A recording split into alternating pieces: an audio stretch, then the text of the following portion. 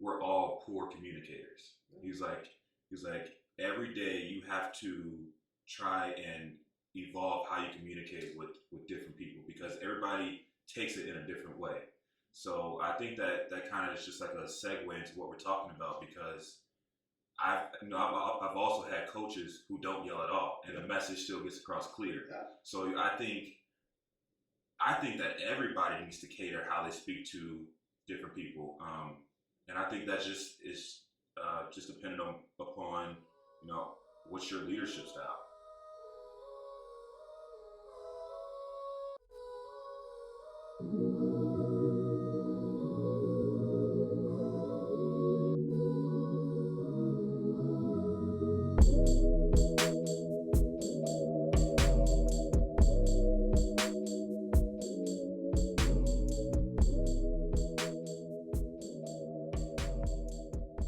Welcome to another episode of StoryTime podcast.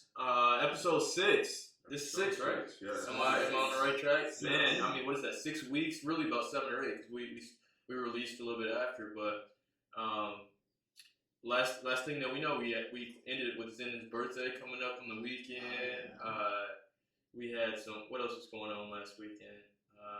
We took some trips home. I know I had a great. Yeah, we talked about some mental awareness. It's still mental awareness month. Isn't it October? It's still breast cancer awareness, correct? Yeah. Yeah, so breast cancer awareness month as well. Next episode, you guys will catch us all wearing something pink. And I think that's, you guys down to do that? Yeah, wear yeah. something pink for breast cancer awareness. Yeah, so. Real men wear pink.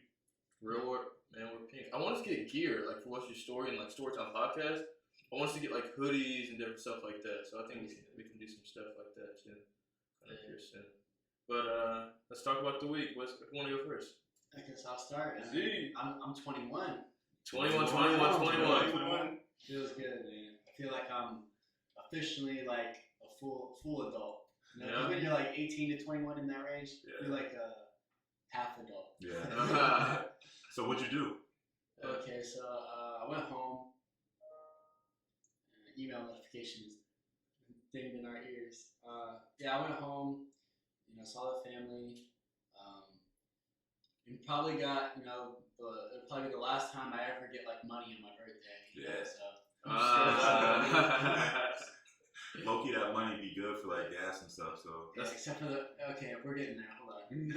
So I got some money for like my family and stuff on my birthday, and then so my birthday is October 3rd. So the night of October 2nd, right, we went to the casino, and we like hung out in the room and stuff. We were gonna go to the pool and the hot tub, but they had it closed for COVID still. So that was kind of whack. That was kind of a letdown. I was looking forward to hanging out with my friends and swimming. And we were actually gonna film like a TikTok doing flips into the pool because like one of my lyrics in the song that I dropped about a month ago is like it talks about doing flips into the pool. So we're gonna use that to like make a TikTok, but that fell through because they closed the pool on us.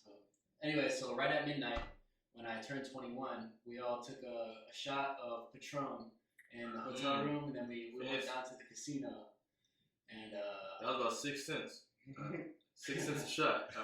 Maybe a little more. Right. It's a nice bottle.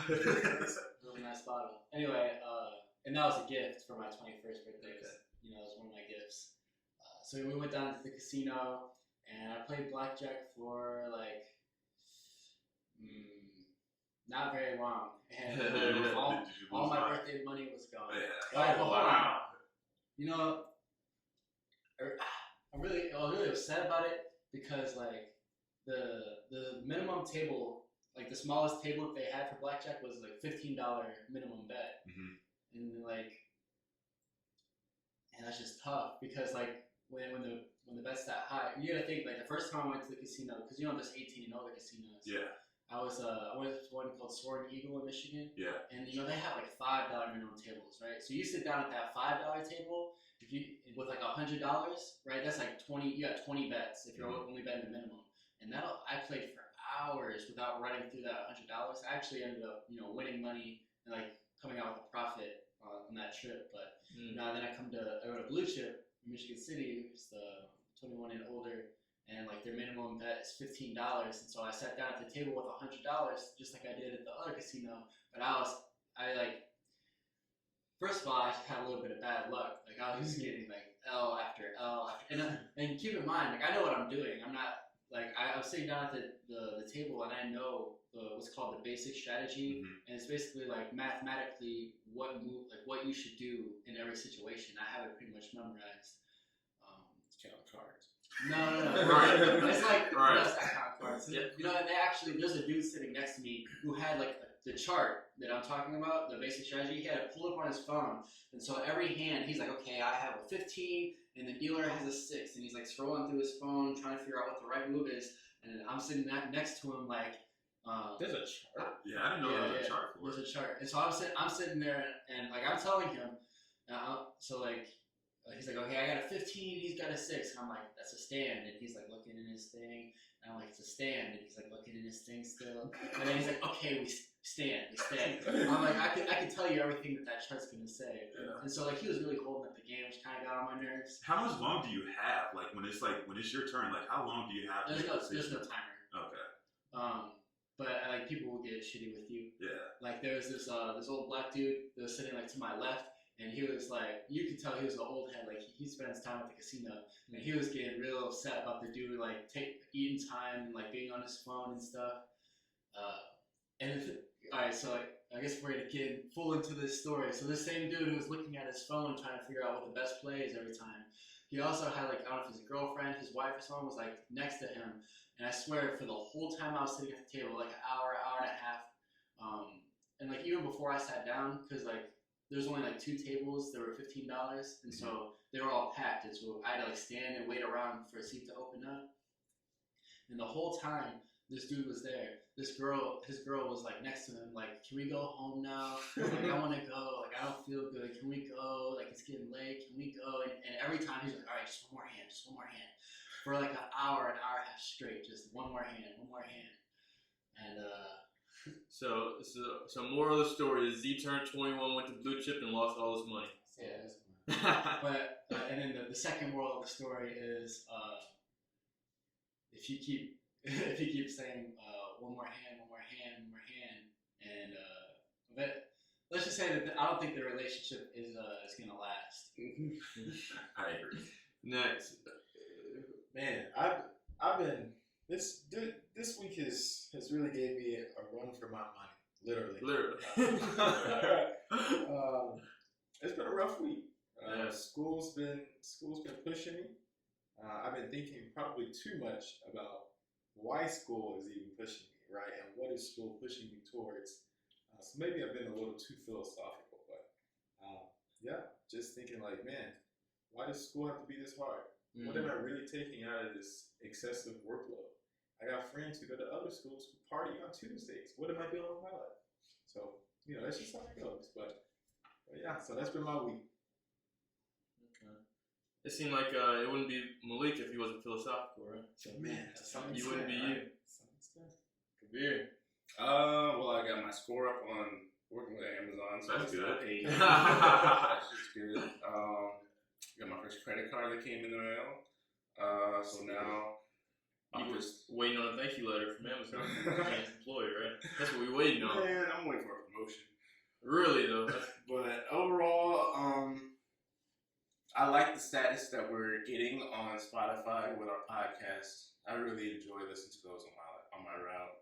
Those things really get me through the day, because on those days where I have like dinner, 200 stops to do, and that takes from 10 to 8:30 in the afternoon. Yeah, that just sounds kills rough. me.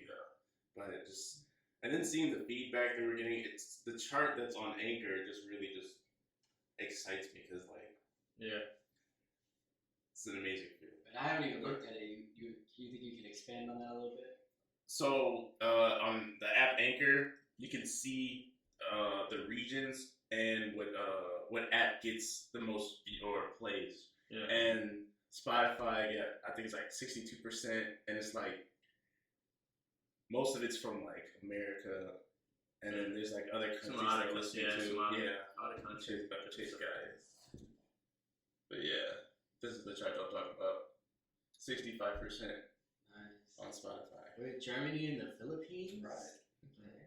We're getting out there. But yeah, that's pretty much it for me. And for those of you viewing, I may take a screenshot and post that here. So, Chase, how's your week? I know you got a quote for us. Bring it to us. You know, I always got a quote, but no, I had a pretty good week. It ended pretty strong. I had an exam yesterday. Just Okay. found out I got an 82%. So Okay, not nice too job. shabby. I'm in great spirits. But my quote for the day, I found this on Instagram. It is, if it makes you happy, it doesn't have to make sense to other people. Mm. And I just really want to elaborate on that a little bit. You know, there's a lot of people that are gonna try to sway you one way or another, and there's gonna be a lot of people who don't have the same vision as you. So my advice is don't listen to them. Simply put, Steve Harvey said one time, imagination is everything, and he said that God gives everybody a sense of direction and an imagination specific to that person. So, you know, your neighbor or your friend or your family, they may not see it, so, you know, they may try and shoot you down, but you can't let that get to you. So, yeah, just stay positive, do what makes you happy, and don't, you know, let others put a bad influence on you. Mm. I'd like to say there for a minute, Chase. You spoke on something that I think that you can relate to a lot when it comes to doing what makes you happy for yourself and not necessarily caring what other people think with regards to what's making you happy. Mhm. So can you kind of speak to how that has kind of related to your life or, you know, came to you in the specific choice I'm thinking of is you saying, okay, I want to continue being myself, taking time, stopping playing football. But I know a lot of people's like, oh, I'm happy when Chase is playing football. I want him doing this. Mhm. Kind of talk to how that relates to you and how you did what made you happy. And it didn't have to make sense to other people, which I'm sure it did. Yeah. Well, you know, for me, if anybody knows me, football has been a big part of, you know, my life for a long time. You know, I put everything into it. So when I started having like back problems, it really took a toll on my mental health as well. Yeah. So for me, it kind of just got to the point where I'm doing more damage than good. So I had to really take a look in the mirror and see, you know, what am I going to get out of this? Like, yes, of course, you know, I wanted to make it to the league, but at the end of the day, you know, my body is, you know, sacrificing a lot to, you know, to get me there, and it's put me at risk to not have the life that I want. You know, like I don't want to be, you know, 30 years old and I can't, you know, play with my kids because, oh, you know, dad's back, you know, it's hurting. So, like, of course, everybody wants to see me play, you know, and everybody's proud of me, but it was really just, I had to decide for myself that, you know, I can't, you know, put this much pressure on me anymore. I had to just step away from my health and my health only. That's big. That's big. That's huge. And for those of you listening, I'm sure that can relate to some things that you have to do and put down, right? Some things that you may have to give up to make you happy. Some people you may have to let go to make you happy. But at the end of the day, everyone won't be you know, satisfied with your decision. Nor will it make sense to them. So I think that quote is huge. No, I also want to say real quick that, you know, I definitely got a lot of support from, you know, my family, my girlfriend. You know, nobody was like, oh, like that's a terrible decision. You know, I've gotten a lot of support, you know, but, you know, it was really just my decision. I guess at that point kind of could tell who was really there by your side. Yeah, pretty much, yeah. Who was there for the trip, right? Who also says, where's my free tickets to front row seat, right? Yeah, Saying those yeah, people, right? That kind of ties right in with my departing message from the last podcast. I don't know if y'all remember, but I said, I'll play it in this clip, right? yeah. No, but I said, do what makes you happy. Yeah. Do what So makes you it's happy. really tied in the same thing. And I mean, talking about stopping in football. I mean, I did the same thing. I quit football, and I think it's one of the best decisions I've made, at least in my time at Wabash. And you know, I tore my ACL, and the thing is like that wasn't even the main reason that I decided to not continue, because I bounced back from my injury, and I was at a point where I really could have gone back and played football. Because, you know, I toured during my freshman season, and then sophomore year was COVID, so there wasn't even a season. So, you know, I had like basically 2 whole years to recover from my injury. And I would say that, you know, my physical therapy went well. I did everything I had to do, and, you know, now I could go run sprints on the field just fine. But I feel like really what it came down to me was just like, what's gonna make me happy, and just like putting in like so all that time practicing and training and lifting weights, It's tough. and Yeah. right, it's a huge time commitment, and you know, I really just had to weigh like, is the commitment worth what I'm getting out of it? And what I'm getting out of it is what, you know, 10 games in a season, and you know, the games are fun and all, but I don't know if it's really worth all the, I guess, suffering that I have to do and all the sacrificing. And like, I really made a decision that I'd rather spend my time, you know, hanging out with friends, you know, like even just like relaxing and playing video games, like just was more appealing to me than, you know, going out and grinding for football, which I've done my whole life. Yeah. It is, you know, I feel like we really went out on top in high school. I mean, we didn't win the state championship, but you know, we made history for our school at the least, and so I was content with that. So it felt like a good stopping point. I just kind of A lot of people don't realize, like just like all the time it actually takes to, you know, be good at a sport or great at a sport. You know, whether it's Division 1, Division 2, Division 3, NAIA. When you transition from high school sport to a college sport, it's completely different. so different. You know, just the time commitment and everything else that goes with the, you know, the physical aspect, the mental aspect. I mean, for me, you know, I had 6 a.m. workouts in class and practice and study. Like it's so different, and you know, it takes a lot to be special. But at the end of the day, like you said, you have to be happy. So, Right. and we did go out on top. Yeah. We had a pretty good, you know, high school career. We did. I think this has turned into a reminiscence session of our. I know you shared a post the other day of you making a highlight in high school. That was junior.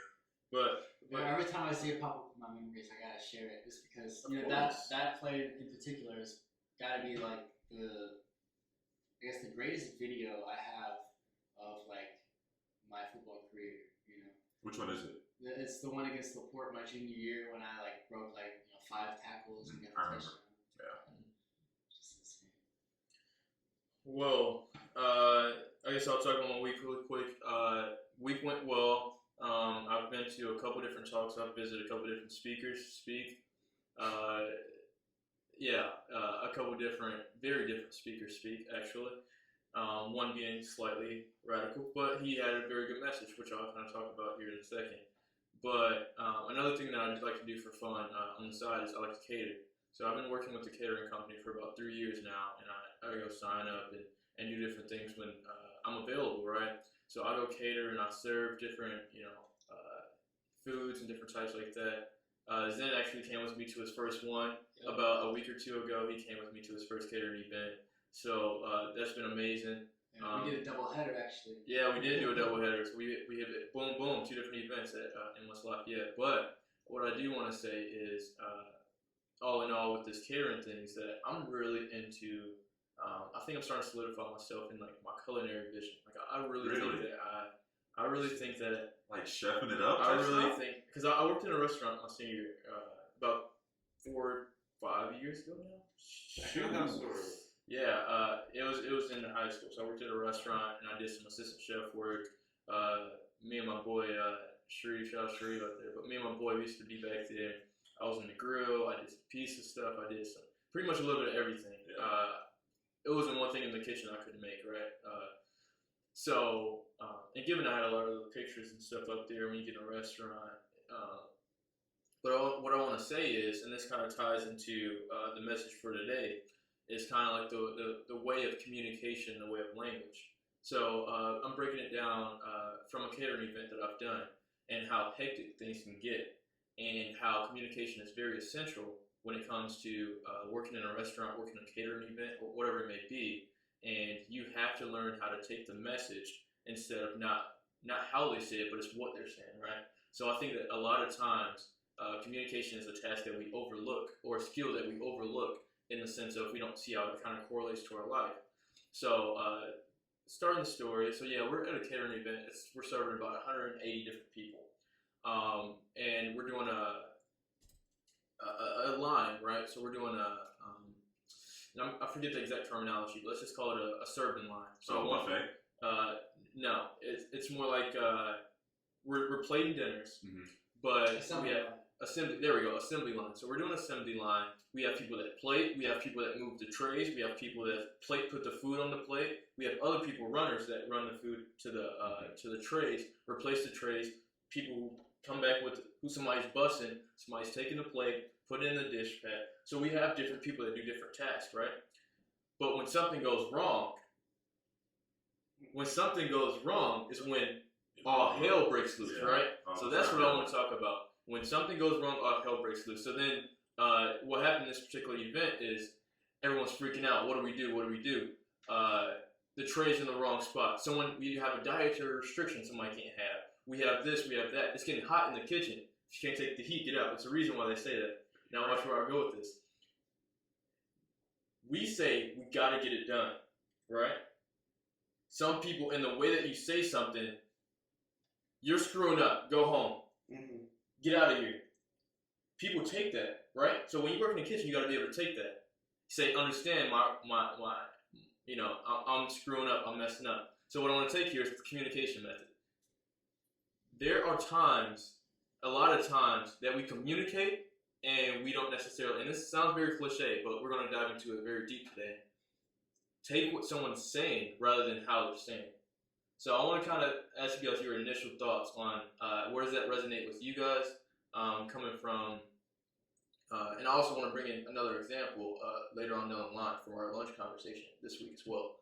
But how does that resonate with you guys? Taking what someone is saying rather than how they're saying it. And I know it definitely plays a part with football. I was going to that route. All right, so talk to me. Talk to me. Say off bat, I think about football coaches and just coaches in general, because coaches are notorious for yelling, right? And they will chew you out. They'll get in your face. They'll yell.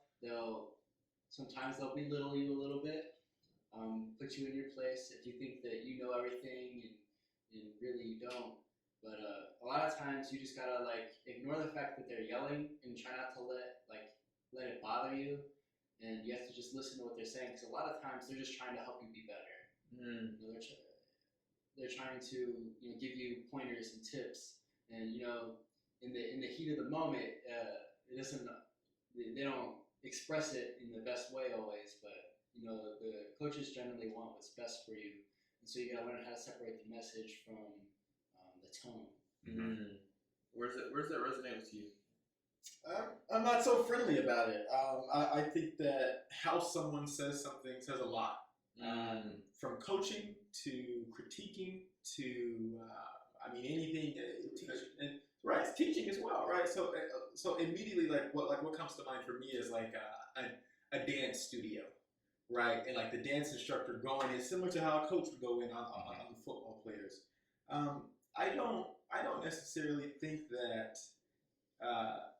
their yelling or the way that they are expressing should be excused, right? I think that they should take responsibility for that in a way, and I think that should be almost a reflection of them as a person, right? So, for example, if the only way that you can coach your players is to yell at them and belittle them, right? What does that say about you as a person? Not necessarily you as a coach, because those strategies may be good not good, but effective coaching strategies. The way that he yells and belittles his players ultimately creates a team that has more victories, right, than some other teams. But does it necessarily excuse the behavior? Absolutely not. Not to me, because I think that there is a really big difference between, even taking it to a personal level. If someone walks up to you and they say "Oh, congratulations," or "Oh," or versus someone giving you a genuine congratulations, or I'm actually happy for you. I think that those kind of dynamics matter, right? And I look forward to diving deeper into it. That's how I feel. What's your initial thought, Kabir? I know you probably waiting on the Amazon CEO to give you the congratulations that you deserve, but for getting that ranking back up. Right on. Overall, yeah, they really the way you express yourself towards a lot of people you should definitely take at least 10 to 20 seconds to think before you say it, because the way you come across, like the people at Amazon, they put on that fake smile and encouragement at 10 a.m. to get 200 patches done by 8:30, but not wanting you to break or ruin your score, but then also want you to hurry up and get it done, because the DOT, the Department of Transportation, only allows you 10 hours of driving a day. Yeah. You can't go exceed that, otherwise you're breaking the law. Right. So the way they do it is very much, it's just, correct, just kind of petty in a way.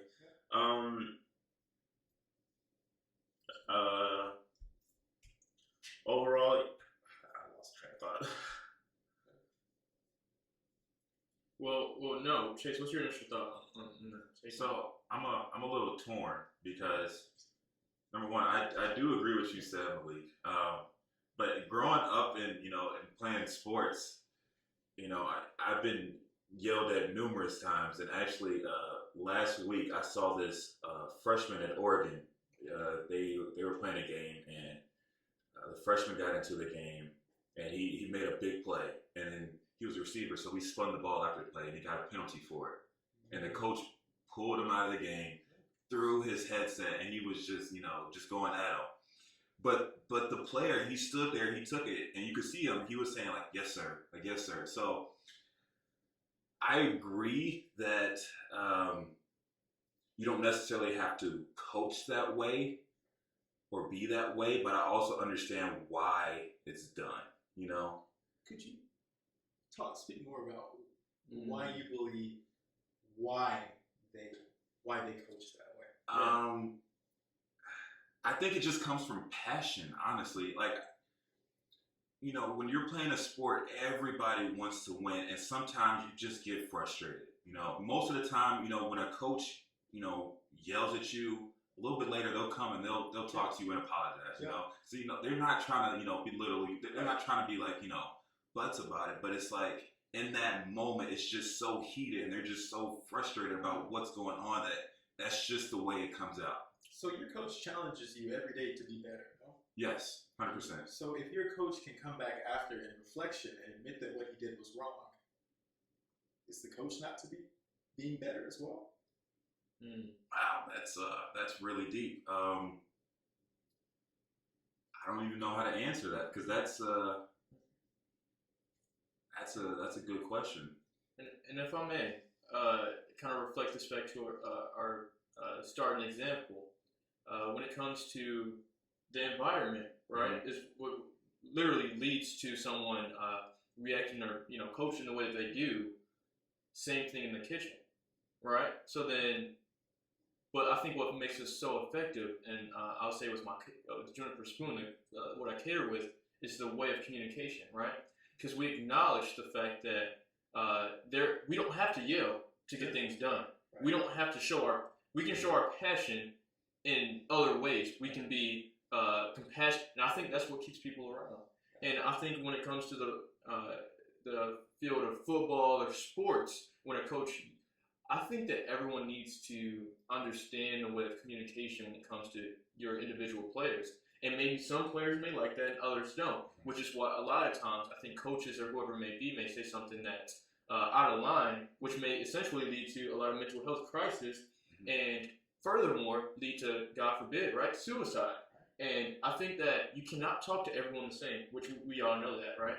And I think a lot of times coaches get in one mode, and I don't want to, this is not deterring coaches nor deterring anyone, but I would say in this specific example, coaches get in one mode that they begin to talk to everyone and think they're influencing everyone the same, right? But it's not very effective. But if they're winning, then he thinks it is.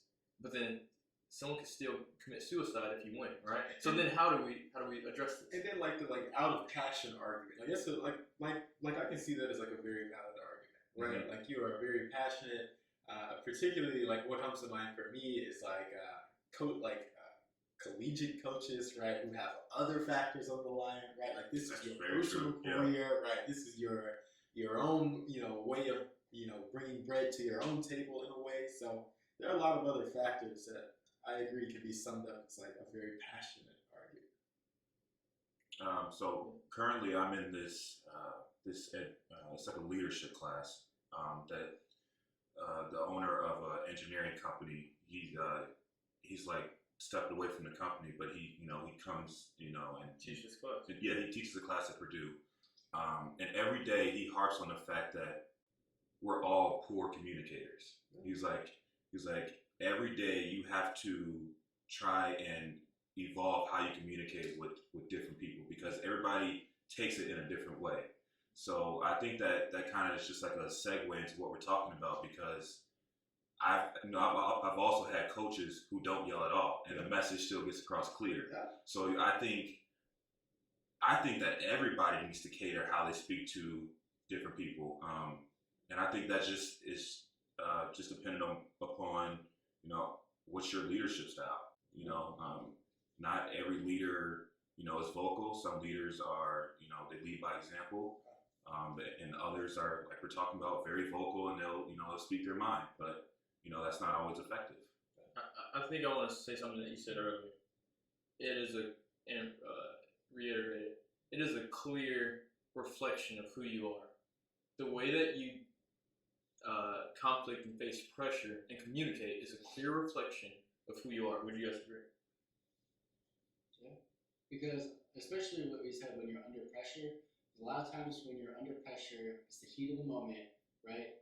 You don't have time. I think Chase said 10 to 20 seconds, or was it Kabir? You gotta take 10 to 20 seconds to think about what you say. But like in the heat of the moment, under a lot of pressure, you don't have those 10 to 20 seconds to think about what you say. You just say the first thing that you think. So I think that can be very reflective of you because, like I said, it's like what's right there on your mind, right on the tip of your tongue, and you're not filtering yourself. I think that humans are really unique, so I'm not very fond of such a definitive argument such as that one. I think that, and the only reason that I can very confidently say that because I feel like I have been in situations where I did things out of the heat of the moment that I didn't feel were an accurate reflection of me, right? So I mean, okay, so like yesterday, it's a perfect example, right? So yesterday, I'm like driving down the road, trying to be a good Christian, listening to my gospel music. I've been trying. Wait, hold on. Wait. Come on. I was listening to gospel yesterday too. Me too. Wait, who were you listening to? I was listening to this guy named Jordan Feliz, actually. He's a little different. Okay. He's a little different. I had just left Travis Green. Y'all know Travis Green, man. Or Tasha Cobbs, I don't know who. There we go. I was on my Tasha Cobbs for the Lord, Yeah. I was on Kirk Franklin. Okay, right, he be jamming. And I want to take time to say that I texted my girlfriend yesterday and said, I never thought I would see the day where I began to turn into, I think 50% of my music now is gospel. More gospel, more and more. 50% of my music is more, and I remember just driving to church with my dad, like, why are we even, playing gospel? Like, we're going to get gospel when we get to the church. Like, why are we playing it on the way there and the way home?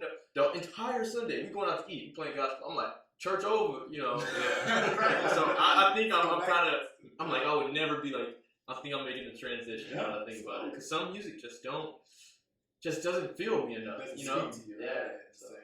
But yeah, I was riding on the interstate, and this car was like trying to switch lanes, but they got to like the middle of the lane, and they stopped. And the car that was directly in front of me like had to swerve and go into like the median to avoid hitting this guy. And then the car directly in front of me was trying to wait so that he could get over, but he stood there, right? So then the car directly in front of me goes around this guy, and the guy like flips him off. And he's like talking all this trash, but then the guy keeps going. Okay, so it's my turn, and the guy like speeds up, and he's still in the middle of the lane. Now, mind you, I'm singing like very peaceful gospel music, right? And like out of nowhere, like this like inner rage came out, and it was like, make up your fucking mind, and like mid gospel music, and then, like I just stopped and was like, Oh my oh god. my god, like that's just not me, but like it was a very like heat of the moment. That's the devil reaction. trying Right, to like, get you. that's the devil, right? As soon as I get a little gospel, he's trying to come take it away. It's like, right. But yeah, I would consider that like a heat of the moment reaction that doesn't necessarily reflect who I am as a person. Like, I rarely even get that angry, first of all, right? And let alone like screaming out the window. But like, if I had time to think or maybe calm down about it, I don't think I would have reacted the same way. Yeah. So like, is it a good reflection? Do I feel like because I mean like even like from like a legal perspective, humans do a lot of things in the heat of the moment that they really didn't mean to do. Right. Yeah. So I don't know if I can say that it's a good reflection. So maybe instead of a reflection of you as a whole, it's definitely a reflection of how you feel in that moment. Because in that moment, you felt angry, you felt frustrated, irritated, and so it came out. But see, like my question to that would be like, well, like how much validity does that get? See what I'm saying? Right. Like the way you feel in a particular moment. Okay. So are you asking like, should that be an excuse, basically, to just lose it? The heat of the moment, like everything's going on, it's just heat of the moment, and you just go crazy. Like, should that be? I think we're fiddling with some psychology. You know, some parts of the brain that really functions like that. Because I know the amygdala, right? Functions as like emotions within the brain, which I did get this wrong in my exam, but I do recall it. But it functions with different emotions and different, anger, right? That you get the urge to do things, and I think that really gets triggered. Then you may do some irrational things. It's like, do your emotions speak? To what extent, if any, do your emotions speak to who you are as a person?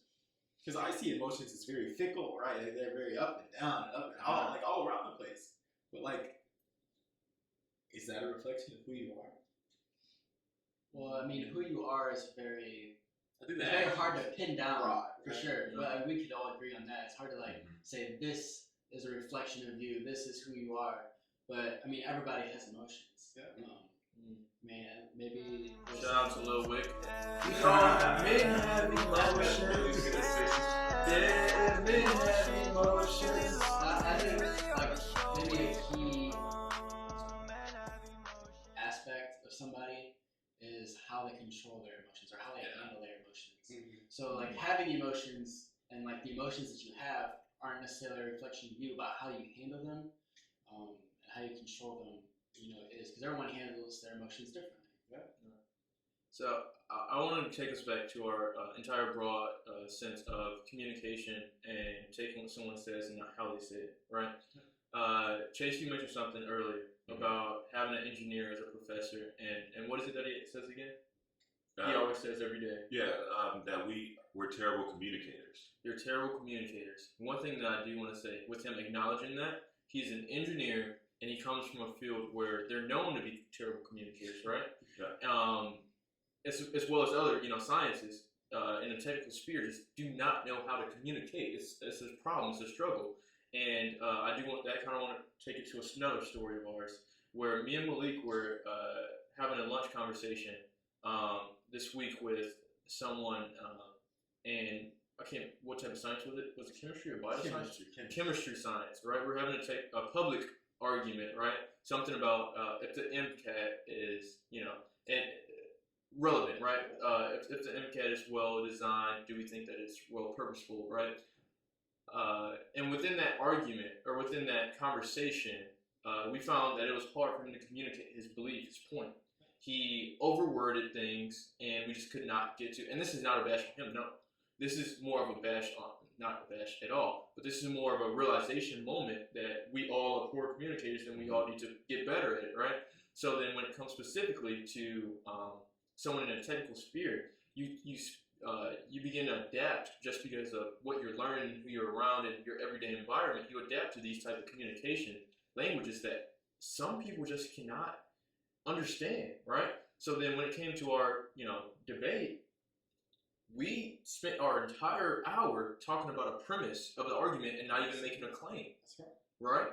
So then he's elaborating, he's getting defensive, he's doing all these other type of reactions, and it's like, we don't accept your premise. So like, let's take a step back. Stop trying to make a claim that we have not made. Don't defend a claim that we have not made. But the fact that you can't understand the difference between a claim and the premise, just different ways of communication, because it goes with everything. If you have something to say, you gotta learn how to word it correctly. And when you come from bio or chemistry, you gotta be able to come to make a public policy that you need to allow people to understand what you're talking about. And if you come there and intimidate everyone that's in the room, or if you come there and speak where no one can understand you, how can we make a proper public policy, right? So you guys want to kind of talk about how technical side. I know Z, you're a physics major. Anyone else has had a conversation with someone that's so technically oriented? And I'll say for Z, how do you ensure that your communication is better? That's there. And then I'll also phrase the question for you guys: what technical people have we encountered, right, that just speaks solely technical, right? So that speaks solely where we can't understand it. So Z, you can Yeah, so first. I'm actually in a class right now. It's for business and technical writing, and it's all about communicating effectively and properly, I guess, in a business setting. And one of the things that they say is like, you got to know your audience, and a lot of times you got to really avoid using technical jargon, right? Which is, like he says, so if you're talking about something physics, you got to avoid using like the vocabulary and physics specific words that people aren't going to understand. And you got to really try to break it down into basic terms, and so that your audience can really like digest what you're saying. Exactly. Because otherwise you're going to lose them, and they're just not going to pay. They're not going to know what's going on. Technical jargon. I like that. How you guys want to speak on your encounters with, and how you guys see this play out in your everyday lives? Well, for me, Purdue is known for the school of engineering. So there's a lot of people that are really, really in depth into what they do. So sometimes it is hard to have a conversation where it's not so detailed to the point where I don't really understand what you're saying. But at the end of the day, I think it's just the fact that it's a skill. Communication is just a skill that it takes practice. And when you're sometimes when you're in engineering or you're in like a tech specific field, a lot of times you don't have that communication with other people. It's just you working by yourself. Isolation. For example, like when I was in physics and I was doing, one single problem, it would take me hours just to do that one problem.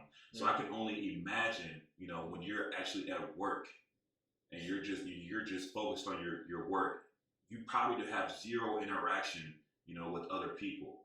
So I think we as people need to go out of our way to, have that communication, to talk to other people, to get to know other people, and that way we can all just effectively, communicate better. So what I hear you say is really, breaking the isolation cycle, and Z talks about the technical jargon that's being used. You guys have any other? Yeah, and this is by no means like limited to the science No, fields, not right? at all, not at all. Even like some political science or even like rhetoric itself. Yeah. Like so just the other day I was talking to my mother, and we were debating about something, and I said, so basically what you're arguing is, and she said, no, I'm not arguing at all. She definitely was. but like she definitely was, but she was saying like, no, like I'm not arguing at all. But see, like I was coming from a very, rhetoric background heavy way of thinking, and like in rhetoric, an argument is not like like this loud fighting and yelling, but it's like an argument equates to like a claim. So like, what are you claiming? What is your point, right? Like that's what an argument means. So if I said, so what you're arguing is, so I was basically trying to make sure that I was understanding her point, but she heard that term arguing and thought that I was insulting her, right? But because argument always has that negative connotation. right, exactly. Yeah. So this was fun. And kind of talking about the technical jargon, I'd be willing to say that a lot of people listening in our audience might not know the difference between a premise and a claim. Right? Yeah. What you were talking about earlier. So, yeah, and I can even give the example. So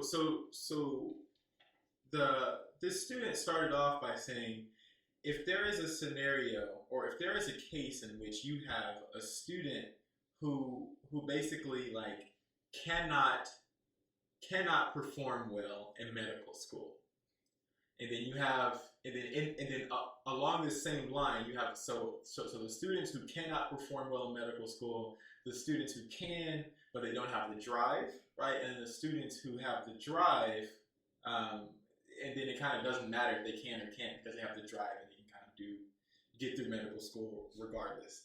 Well, my problem was that the group of kids who cannot do well in medical school, I had a problem with that. I said, well, I mean, unless they're mentally or physically disabled, I don't see why someone can't get through medical school. I said, maybe they can't get through a 4-year fast track term, but if you took Harvard Medical School and you stretched it out to 10 years, I'm pretty sure most people would be able to get through it at minimum, right? At least get through it. And that was where our argument stopped, because we could not get past that premise of him basically trying to lay out a scenario or a circumstance so that he can further then make a claim on top of that.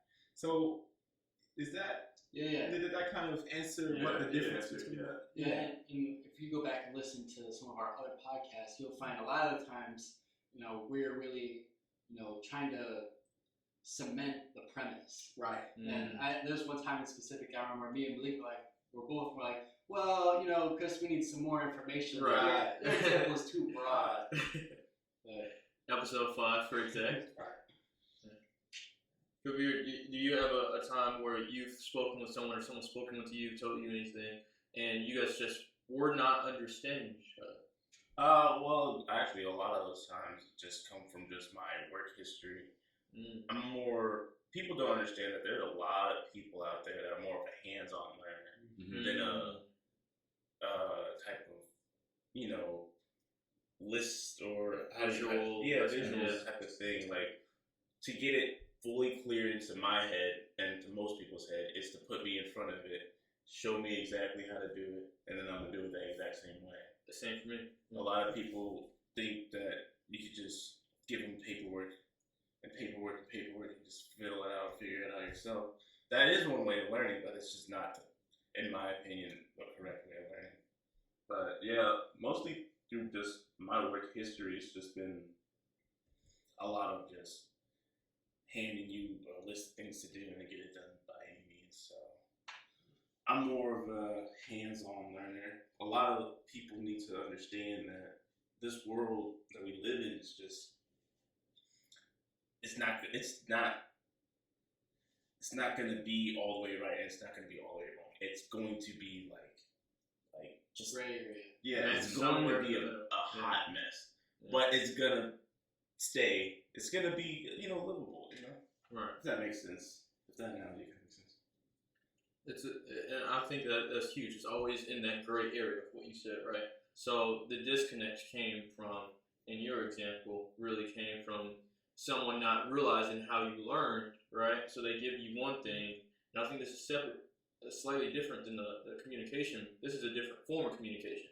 This is more of an, what is the word I'm looking for? Like an actionary communication, when you just do something and not understanding that that's not reflecting of what you want done, right? So I think that's a very good example, because we kind of talk about how people talk and how people speak, but when it comes to making movements or doing different things like that, or just doing actionary things, I think that's a way of communication in itself, and you really got to kind of understand that as well.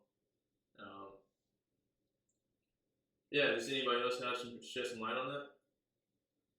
I mean, not that particularly. I don't know. I just find myself like in the back of my mind, like I'm just thinking about like how communication came to be, and because like I think there's a point, most likely where humans, didn't have language and we developed language. They had the ching chong, the pictures and on the caves and stuff. Right, and maybe before language there was some type of was like sign language where people used to communicate. But we really invented words because we need to understand what each other are thinking, to be more productive and to get along better. And there's just so many different ways of expressing yourself that it really makes communication hard. And because like there's no one right way to communicate, right? Like there's 1,000 different ways to say the same thing, right. And they all have slightly different connotations too. So whatever your message you're trying to get across, you gotta say it a certain way. And if you might use words that people don't know, and then now you're not communicating effectively. But really at the end of the day, what it comes down to communication is you're just trying to be on the same page as someone else. Yeah. And the question is, how do we get on the same page? One famous rhetorician, I actually forget his name, but he said that humans are symbol users and poor symbol users, right? Because like our words in a way like are symbols, right? Like if someone says like I feel happy, your experience of what you believe is happiness is different than Zenon's experience of what he believes is happiness. Y'all can kind of his experience of happiness is in blue chip spending off $280. Right. So y'all can kind of meet somewhere in the middle and be like, okay, so I have a general sense of like how he's feeling, right? But like in a way, like that word happy is just a symbol, like to mean something else, and really like a feeling, like an experience. Malik, that reminds me of something. This might mess with some people's heads, but like this, the people watching aren't going to see it the way I see it. But for those who don't realize, this logo that you're seeing in the background of the video is actually a green screen. Okay, so I see the green screen and I'm like, hey, that's green. Malik looks at the green screen and says, hey, that's green. But there's a chance that me and Malik are not seeing the same color. That's right. Like we both call it green, but like that doesn't mean we see it the same. That's huge. It just reminds me of I don't know if you guys remember that dress from middle school. I hated that It was like black and blue, or it was like gold and white. Oh yeah. I hated it. Reminded me. Chris, you're gonna have to edit in the dress. Right. You gotta throw it up with the green screen. At this point, right? Well, I do want to wrap up here. We kind of spent our time here talking to you guys about communication and the ways of how effectiveness it came. Take what I do want to say. Take what someone says and not how they say it, but also do not be afraid to critique them on being better with their communication. As Chase's professor says, we're all poor communicators. So that's one thing that I kind of want to close with. Yeah, and kind of on that note, don't be afraid to like express your confusion. Like if you're not completely understanding what someone's saying, make that known so that way you guys can really be on the same page. Yeah. So like if someone uses a word that you don't know, be like, hey, like what does this mean? Because like I don't quite understand what you're saying. Or another thing you could do, which I think this is something they recommend in therapy, is just talking about like okay, so what I'm hearing is Exactly. Yeah. It takes the definitiveness away from it. Yeah. And what I want to close with is, let me close this first. Does anybody else have something to say on Zenon's point there? Not his point, but whenever you're done, I gotta say something. Okay, so I do want to close by reading a few comments on our Purdue University film that came out about a couple weeks ago. I want to start with a comment from a guy named Edison Smith. He comments, and for those of you who don't know, the Purdue film is a film that kind of covers students on Purdue University's campus and like their experiences there, as well as different questionnaire there. My black son is a prospective student of Purdue University, and I just want to say that this helped us a lot. One of my biggest concerns is how he felt, how he will fit in and interact with people there on campus. As a parent, I would love to see more content like this from the college. And we replied there, Dear Edison, we would love for colleges to produce this type of work as well, but unfortunately many times they do not see the value nor the importance of this type of work. We are glad we could help you and your son. Good luck on your journey. And yesterday, this is a comment that I really want to read here. Someone commented about 2 days ago or a day ago, and he also says, we saw way more diversity at Purdue than what we were expecting. You're not going to get black spaces like you would in Fort Greene, Brooklyn, or Howard University, but I've seen less diverse places in the outside cities of New York. Your son will have opportunities to meet many people of color and around the world at Purdue. This is an amazing thing. There is nothing wrong with needing black spaces or any other kind of space if that's what you need for your kids to feel comfortable. Having that said, when we last visited West Lafayette, Purdue, we saw more black people than we expected, and many of biracial descent.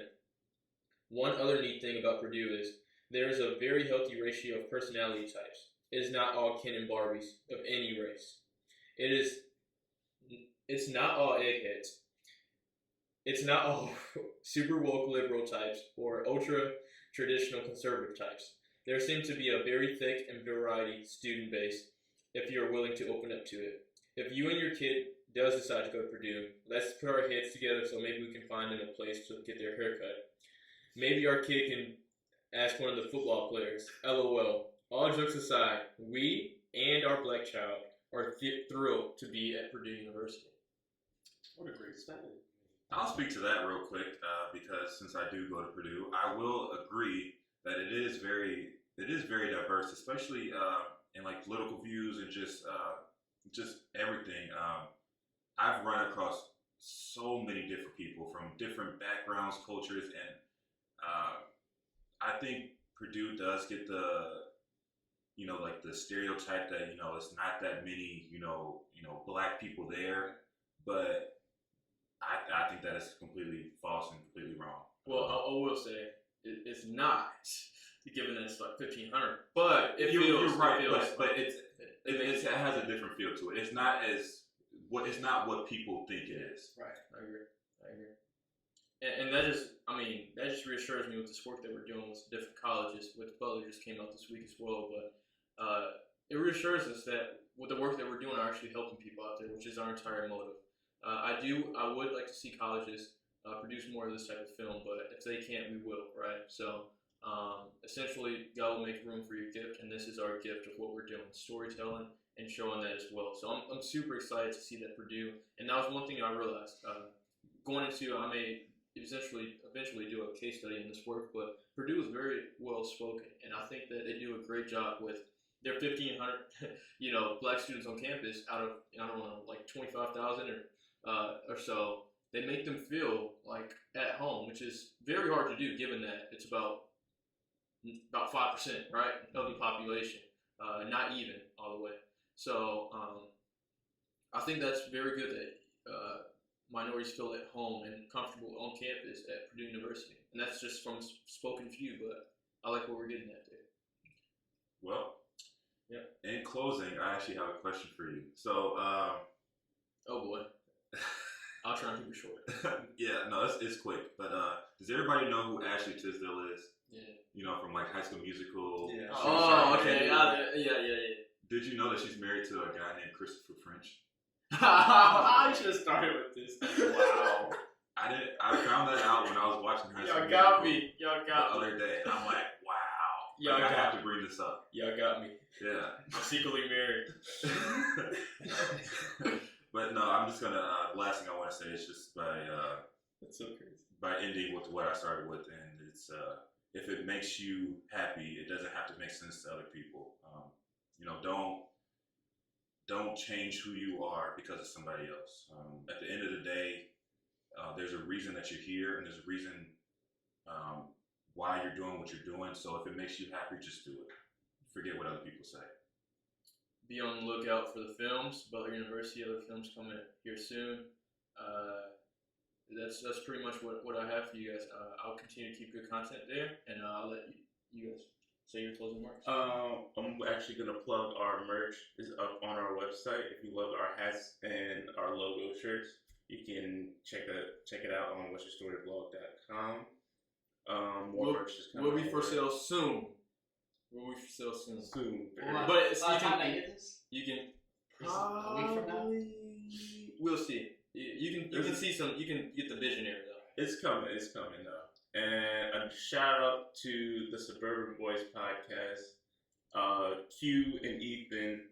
I tapped into their podcast about a year ago today, and they are probably like the most encouraging people. I've actually spoken to Q on Instagram, and he's given me a whole bunch of advice on how to get my own podcast set up. So ever since then, I want to say thank you, and I hope to see you one of these days at the top. Be bold, be you need a T-shirt. great. Man, for real. Be bold, be great. First of all, I'm not gonna touch on the fact that Chase was watching High School Musical. We're gonna let that slide. Look, they're great movies. No, for real. I finally set a date for my album. It is November 5th. Let's go. November 5th. Be ready. Be ready. It's good. You know, of course, I think it's good, but you know, a lot of people have expressed that they like it. So Let's go. finally got the date hammered down. Next, I'm just gonna get some good cover art, music video.